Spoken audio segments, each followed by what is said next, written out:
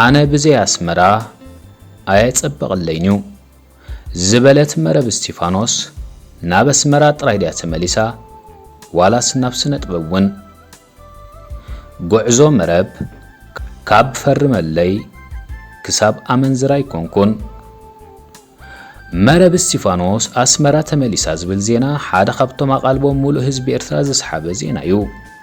እታ ማዕርግ ሲነማታት ኣስመራ ዝኾነት መረብን ዘማዕረገታ ከተማ ኣስመራን ዳግም ምረኸበን እቶም ናብ ዩቲዩብ ሓኪሎም ዘለዉ ፊልምታት ሃገርና ናብ ክቡር ቤቶም ንምምላስ ይዘራረባ ዶ ይኾና? ህዝቢ ኣስመራ ምናልባት ካብ ኣፍሪቃ እቲ ቀዳማይ ምስ ፊልምታት ዝተላለየ ህዝቢ ክኸውን ይኽእል እዩ። እቶም ኣብዚ ሕጂ እዋን ዝተሃነፅሉ ዕላማ ረሲዖም ብናፍቆት ኣፍቀርቲ ፊልም ዝሰቐዩ ዘለዉ ሲነማታት ኣስመራ ኣብ ዝተፈላለዩ መድረኻት ናይ ታሪኽ ኣስመራ ብዘይ ዕረፍትን ምስልካይን ዝተፈላለዩ ዓለምለኻውያን ፊልምታት የእንጊዶምን ናይ ዝተፈላለዩ ዓለምለኻውያን ውሩያት ተዋሳእቲ ፖስተራት ኣብ ኣፍ ደገታቶም ገቲሮምን እዮም። እንተኾነ ከምታ ኣብ ኣስታት 80 ዝኣኽሉ ፊልምታት ከም ቀንዲ ገጸ ባህሪ ኮይና ዝተዋስአት መረብ እስጢፋኖስ ገይሩ ንመስቀሊ ፖስተራቶም ዘማዕረገ ተዋሳኢሲ ክንደየናይ ከይህሉ። መረብ እስጢፋኖስ ኣብ እዋን ብረታዊ ቃልሲ ህዝቢ ኤርትራ ኣካል ናይቲ ደጀን ህዝባዊ ግንባር ዝነበረ ሳሕል ኣብ ዝነበረ ዓራርብ ዝተባህለ ቦታ እያ ኣብ 1983 ካብ ወላዲያ እስጢፋኖስ ድራርን ወላዲታ ንግስቲ ወልደ ማርያምን ተወሊዳ። መረብ ካብታ ክልተ ኣወዳትን 4 ኣዋልድን ዝፈረየ ስድራ እስጢፋኖስ ምዕባይ ሕሳስ ልደያ ኣብ ናጽነት 1991 ፈለማ ትምህርታ ዝጀመረት መረብ መባእታ ኣብ ቤት ትምህርቲ ዳህላክ ማእከላይ ደረጃ ኣብ ቤት ትምህርቲ ሓድነት ካልኣይ ደረጃ ድማ ኣብ ቤት ትምህርቲ ባርካ ድሕሪ መምሃራ ምስ 20 ዙርያ ሃገራዊ ኣገልግሎት ናብ ሳዋ ብምውራድ ሃገራዊ ጉባ ኣጠናቀቀት። ኣብ እዋን ቁልዕነታ ሱቕ ባህሊትን ጻዕራም ተምሃሪትን መንባራ መምሃራናን መታዓቢታን ዝገልጹላ መረብ እስጢፋኖስ ክሳብ እቲ ዝለዓለ ደረጃ ናይ ትምህርታ በፂሓ ንወለዳ ከተኹርዕ ናይ ወትሩ ምንዮታ ዝነበረ እዚ ኽቱር ናይ ትምህርቲ ድሌታ ኣቦቱ እናሃለወ ግዳ ኣብ ተወሰኽቲ ስፖርታውን ባህላውን ነጥፈታት ምስትታፉን ተዘውትር ነበረት። ብፍላይ ከዓ ምስ ፀወታ ኩዕሶ መርበብ ፍሉይ ፍቕሪ ዝነበራ ክትከውን እንከላ ኣብ ሳዕስዒትን ደርፍን እውን ገለ ካብቶም ዝያዳ ተመስጦ ዝፈጥሩሉ ዓውድታት ስነ ጥበብ ነበሩ።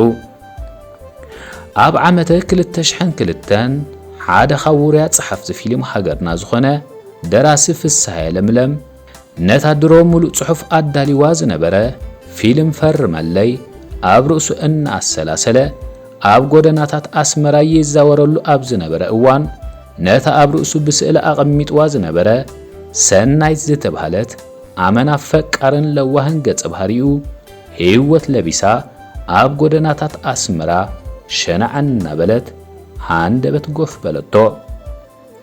ብዝረአዮ ከኣምን ዘይከኣለ ፍስሐ ነዚ ዕድል ንኸየምልጦ ብናህሪ ናብታ መንእሰይ ሰጎመ።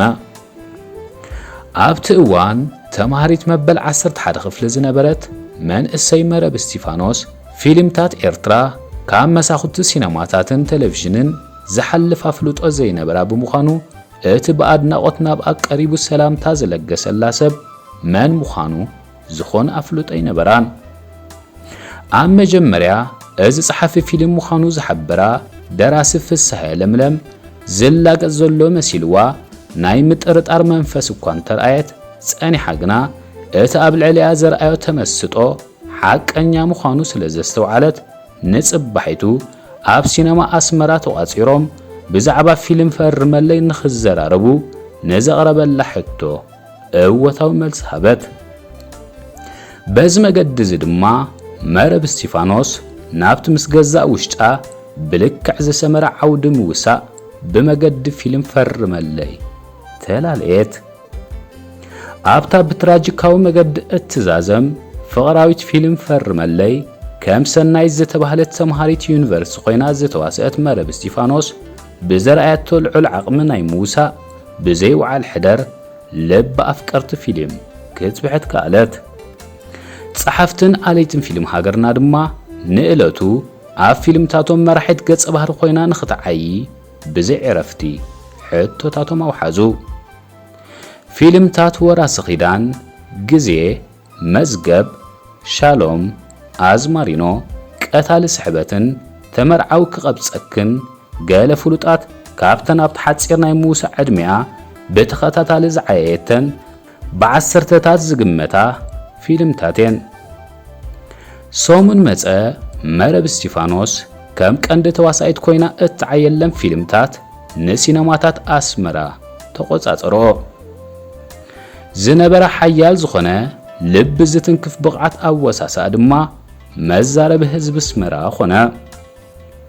እቲ እዋናት ፊልምታት ምስ ህዝቢ ዝራኸብሉ እንኳ ኣገባብ ብመገዲ ሲነማታት ጥራይ ብምንባሩ ግን ናብቲ ዝዓበየ ህዝባዊ ተቐባልነት ዝበቕዐት ኣብታ ብደበሳይ ወልዱ ዝተደርሰት ሓረግ እትብል ተኸታታሊት ናይ ቴሌቪዥን ድራማ ኣብ 2006 ከም ፌሩዝ ኮይና ምስ ተዋስአት እዩ ዝነበረ። ኣብዛ ጽቡቕ ህዝባዊ ተቐባልነት ዝረኸበት ኣብ መንጎ ክልተ ብፍቕሪ ፌሩዝ ዝተሰነፉ ኣጉባዝ ዘርእይዎ ምትህልላኽ እትትርኽ ድራማ ዘርኣየቶ ናይ ኣወሳስኣ ብቕዓት ይበል ዘብል ነበረ።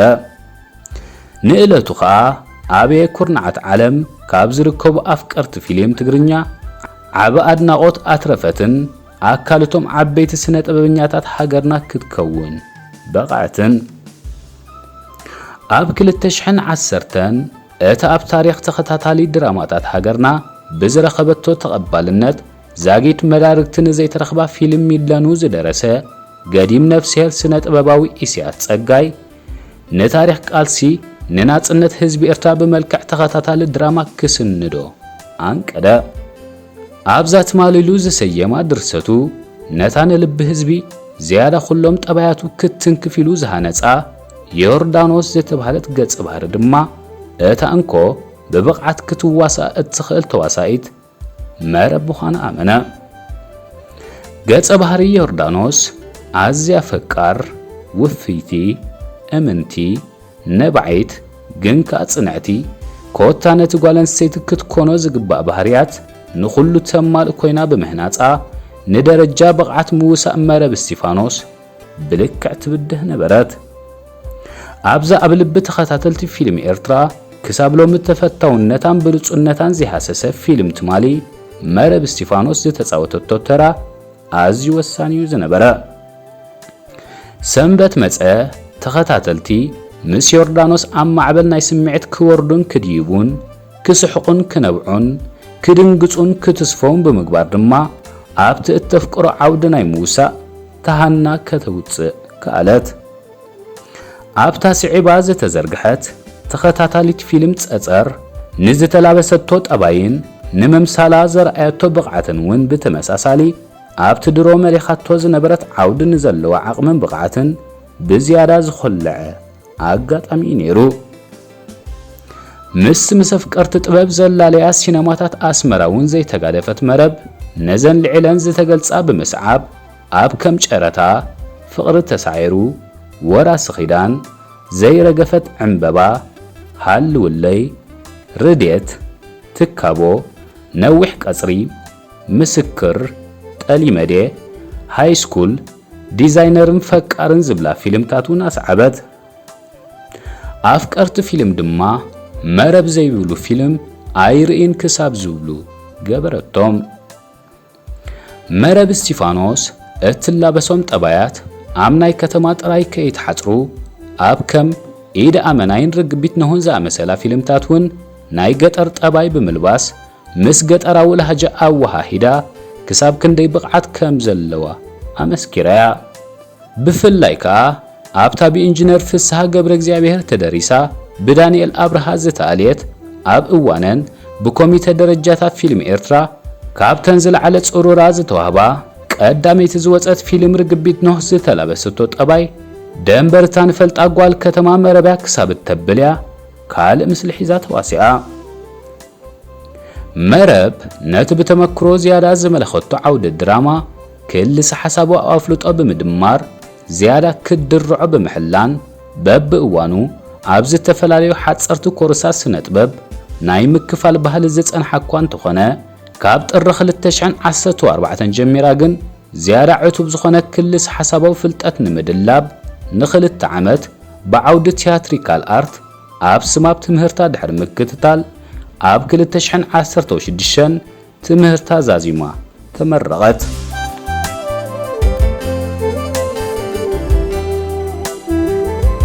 መረብ እስጢፋኖስ ከም ቀንዲ ጠባይ ኮይና ካብ ዝተዋሳኣትሎም ፊልምታት ብርክ ዝበሉ ተዓወትቲ ዝተፈላለዩ ሽልማታት ክኾኑ በቂዖም። ርግቢት ኖህ፣ ቀሊመዴ፣ ትዕግስትን ሓጻር ፊልም ተረፍን ዝኣመሰሉ ብደረጃታት ፊልም ሃገርና ዝለዓለ ጽሩራታት ክረኽቡን ከለዉ ሓጻር ፊልም ተረፍ ድማ ተዓዋቲት እትውልዶ ዝነበረ ሽልማት ሻሎም ክትከውን ዝኽኣለት ብልጽቲ ስራሕ እያ። ዋሕዚ ናይዞም ን10 ዓመታት ዘይዕረፉ መረብ ዝተዋሳኣትሎም ብሉጻት ፊልምታት ተፈታውነታን ህቡብነታን ካብ ኣስመራ ከምኡውን ኣብ ኤርትራ ካብ ዝርከቡ ኣፍቀርቲ ድራማታት ሃገርና ሓሊፉ ኣብ ኩሉ ኩርናዓት ዓለም ፋሒሎም ኣብ ዝርከቡ ኤርትራውያን ክሰርጽ ኣኽኢሉ እዩ። ገለ ካብዞም ስራሓት እውን ካብ ኤርትራውያን ሓሊፎም ኣዒንተ ዓለም ለኻውያን ሰራሕቲ ፊልም ክስሕቡ በቂዖም እዮም።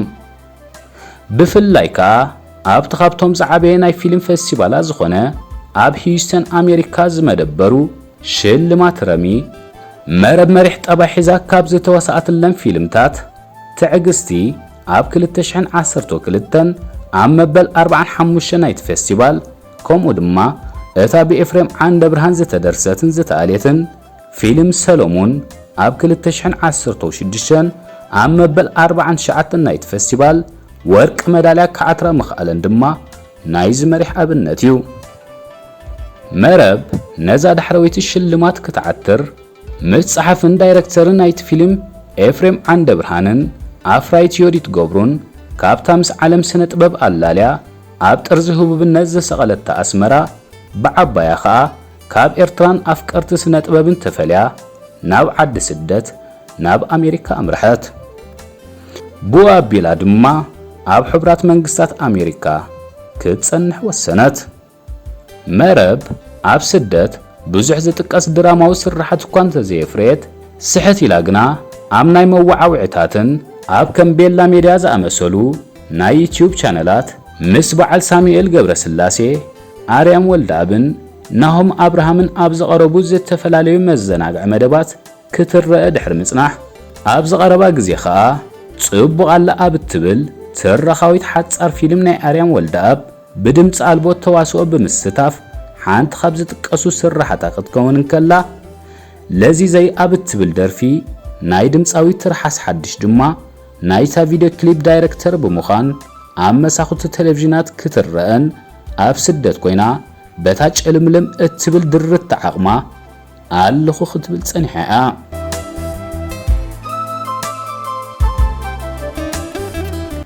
መረብ እስጢፋኖስ ንኸባቢ 6 ዓመታት ኣብ ሕቡራት መንግስታት ኣሜሪካ ተሰዲዳ ድሕሪ ምጽናሕ ኣብ ዝቐረባ ግዜ ንምብጻሕ ናብ ኤርትራ ምስ ተመልሰት ምስታ ሽዑ እዋን ኣብ ኤርትራ ምብጻሕ ዘካየደት ዓለም ለኻዊት ተዋሳኢት ናይ ሆሊውድ ኤርትራዊት ኣሜሪካዊት ቲፋና ሓድሽ ብሓባር ንመራኸቢ ብዙሃን ሃገርና ክትብሕት ተራእያ። ኣብዚ ሰሙን እዚ ከዓ ኣብታ ብሚካኤል ኢያሱ ተደሪሳ ዝተኣልየት ተኸታታሊት ፊልም ኣመንዝራ ይኮንኩን ሓንቲ ገጸ ባህሪ ብምልባስ ምስ ተዋስአት ከዓ ነቲ ጽምኢ መረብ ዝጸንሖ ኣፍቃሪ ስነ ጥበብ ምምላስ መረብ ጸባ ዘስተየ ፍጻሜ ኮይኑሎ። ዋላ እኳ ጻንሖታ ኣብ ኣስመራ ንሓፂር ግዜ ምዃኑ እንተሓበረት መምላሳውን ዘይተርፍ እንተመሰለ መንዮት ህዝቢ ኣስመራ ብሓፈሻ ኣፍቀርቲ ፊልምታት ትግርኛ ከዓ ብፍላይ ግና ከም መስታበርቂ ሓንሳብ ውልዒላ ክትጠፍእ ጥራይ ዘይኮነስ ከምቲ ዘልመደቶ ዳግማይ መሊሳ ከም ፀሓይ ድምቀታት ከተርእዮን ክደጋግሞን እዩ ምንየቱ። ኣብዛ ፊልም أنا بزي أسمرا يتصبغ الليلة أسمرا بزي فرنا أسمعك يتخيلني ክትብል ዝሰምዐ ኣፍቃሪ ስነ ጥበብ ሃገርና ኣማን ብኣማን ዘይበለ ይከሰስ እዩ።